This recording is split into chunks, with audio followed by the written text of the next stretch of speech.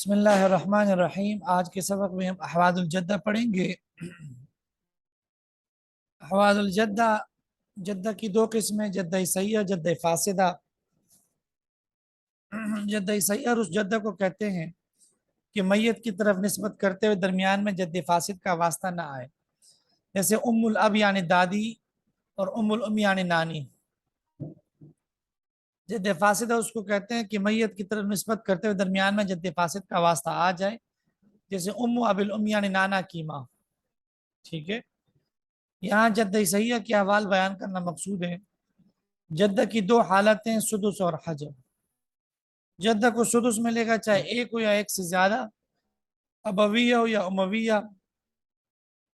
ذی قرابتن ہو یا ذی قرابات، بشرطے کہ وجوہ حجب میں سے کوئی وجہ نہ پائی جائے۔ وجوہ حجب تین ہیں: وجود وجود قربہ، وجود واسطہ۔ یہ تو اردو عبارت تھی، یاد رکھیں۔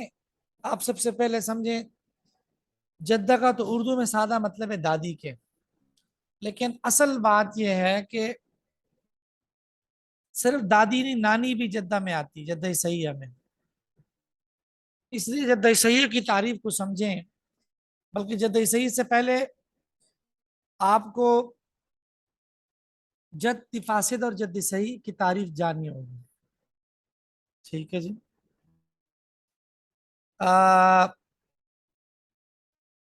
جد صحیح جد فاسد کی تعریف میں پڑھا چکا ہوں پہلے آپ کو۔ اس کا مطلب یہ ہے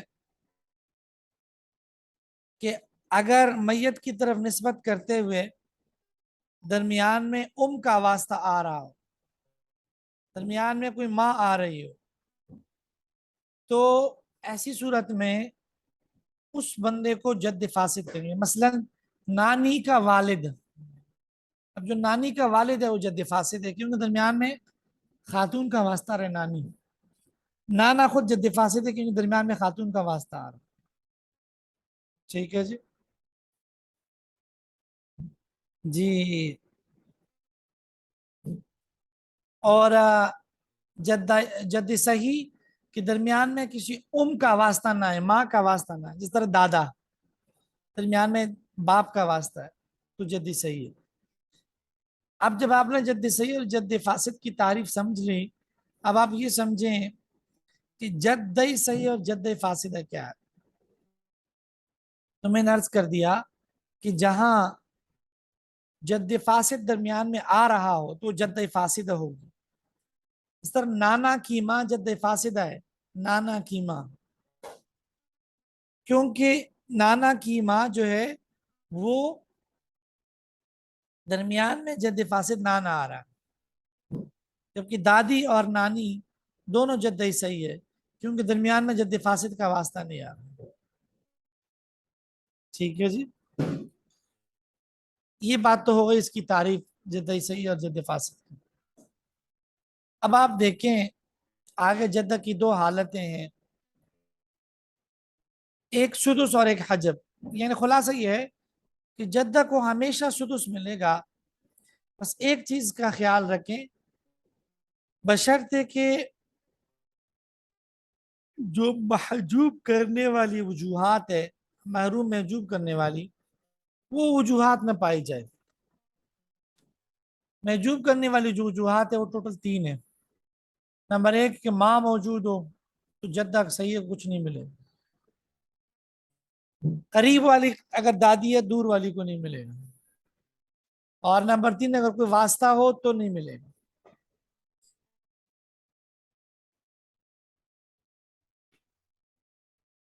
جمل کے کمرے میں بقیہ اس چیز سے کوئی فرق نہیں پڑے گا کہ وہ جدہ ایک ہے ایک سے زیادہ، اگر وہ برابر میں ہے ایک سے زیادہ بھی ان دو سب کو سدس ملے، چاہے باپ کی جانب سے چاہے ماں کی جانب سے، اس سے فرق نہیں پڑے گا۔ اس طرح دادی جدہ ہے اس کو حصہ ملتا ہے، نانی اگر زندہ ہے تو اس کو بھی حصہ ملے گا۔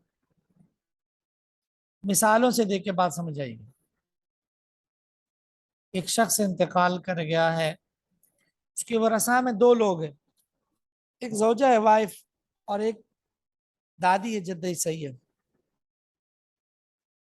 تو جب اولاد نہ ہو تو زوجہ کو 1/4 ربو ملتا ہے. یہاں دیکھیں میت کی اولاد نہیں تو ہم نے زوجہ کے نیچے ربو لے کے 1/4 دیا ہے. ٹھیک ہے جی. اور جو دادی ہے ام الاب اس کو ہم سدس ہم نے دیا ہے کیونکہ ہم نے پڑھا کہ اگر جد صحیح آ جائے تو اس کو سدس ملے گا. اور چونکہ یہاں محجوب کرنے والی بھی کوئی نہیں ہے اس لیے ہم نے اس کو سدس دیا ہے. ٹھیک ہے 1/6.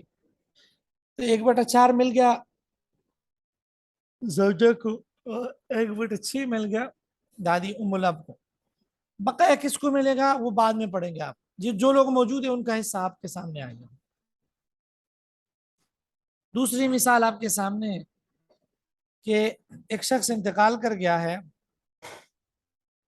اور اس کے ورثاء میں 2 لوگ ہیں. ایک اس کی زوجہ ہے اور ایک نانی ہے. نانی بھی جد صحیح کے زمانے میں آتی ہے. جب اولاد نا اس زوجہ کو ربو ملتا ہے 1/4 ملتا ہے 1/4. ہم نے 1/4 دیا. اور نانی چونکہ جد صحیح ہے یہاں محروم کرنے والا کوئی اور وارث بھی نہیں ہے تو نانی کو ہم نے سدس دے دیا. ٹھیک ہے. تو یہ الحمدللہ ہماری یہ مثال ہو گئی کہ جدہ جو دادی ہے اس کو سدس ملے گا. لیکن اگر کوئی ایسی صورت ہو کہ جس میں کوئی محروم کر دینے والی صورت ہو تو وہاں جدہ محروم ہوگی اسے نہیں ملے گا. اس میں پہلی صورت اگر ماں موجود ہے, اگر میت کی ماں موجود ہے تو ہر قسم کی جدہ کو کچھ نہیں ملے گا. مثال آپ کے سامنے ہے. ایک شخص انتقال کر گیا ہے اور اصل میں اس کی وائف ہے, بیوی. ٹھیک ہے. اور اس کی ماں ہے اور ام الاب یعنی دادی ہے جد صحیح ہے. اب آپ دیکھیں جو زوجہ ہے اولاد نہیں اس کو ربو ملے گا. ٹھیک ہے جی. اور ام ہے جب اولاد وغیرہ نہ ہو تو ماں کو ثلث الکل ملتا ہے 1/3. ٹھیک ہے جی. ٹھیک ہے. تو اس لیے ماں کو ہم نے ثلث الکل دے دیا 1/3. اب یہ جو ام الاب دادی ہوگی چونکہ ماں موجود ہے یہ محجوب ہوگی اس لیے آپ دیکھ رہے ہیں ہم نے اس کے نیچے محجوب لکھ دیا. دوسری صورت اگر قریب والی آ جائے کوئی دادی نانی تو قریب والی کی وجہ سے بھی دور والی محجوب ہوگی. ٹھیک ہے جی. اب دیکھیں زوجہ اولاد نہیں ہے آپ نے ربع 1/4 دے دی. دوسری طرف نانی ہے, نانی ہے قریب ہے اس کو سدس دے دیا.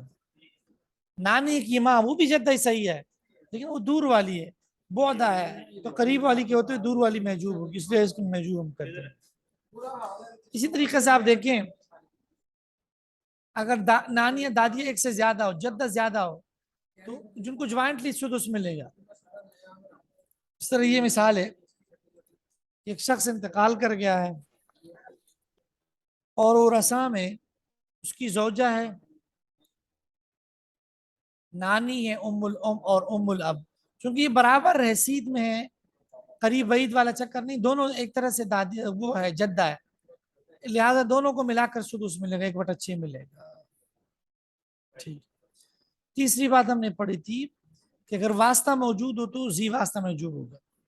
اس کی مثال یہ ہے ایک شخص انتقال کر گیا اس کی ورثاء میں زوجہ ہے, باپ ہے اور ماں ہے. تو جب اولاد نہ ہو زوجہ کو ربع ملتا ہے اس لیے آپ دیکھ رہے ہیں ہم نے زوجہ کو ربع دے دی. ٹھیک ہے. باپ عصب ہے جب اولاد نہ ہو باپ کو ہم نے عصا بنا دی. ٹھیک ہے. اور جو ام الاب ہے دادی وہ محجوب ہوگی کیونکہ باپ واسطہ ہے اس میت اور دادی کے درمیان واسطہ باپ کا. جو واسطہ زندہ ہے تو دادی جو ہے وہ محجوب ہوگی اس لیے محجوب ہے. یہ مطلب ہے وجودی واسطہ. یہ مثالیں آپ لوگوں کے خود کرنے والی ہے. یہ ہوم ورک آپ سب نے کرنا ہے. ٹھیک ہے. آپ اس کی تصویر بھی لے لیں. یہ آپ سب نے کر کے مجھے بھیجنا ہے یہ ہوم ورک. ٹھیک ہے. یہ میں ابھی گروپ میں بھی بھیج رہا ہوں.